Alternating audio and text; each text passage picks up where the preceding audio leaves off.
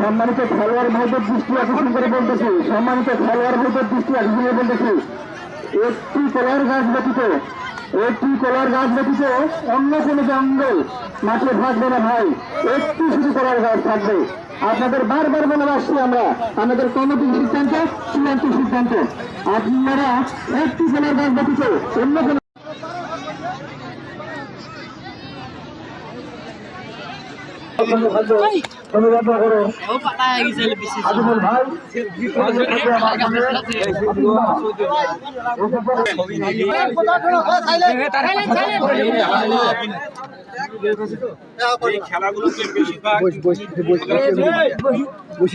আমি ভলান্টিয়ার বেশি আকর্ষণ করবো যে দাগের ভিতরে সাপ না ঢোকা পর্যন্ত যেন সাপ কেউ তুলে না নেয়, কারণ এটা ভলান্টিয়াররা আবার 2 নম্বরই গণনা করে।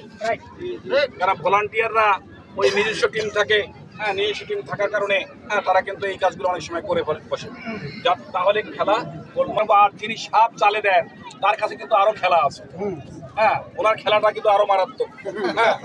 এই জন্য সবার সামনে এই জন্য বলে করবে, এই আশা রেখে খেলা শুরু করার জন্য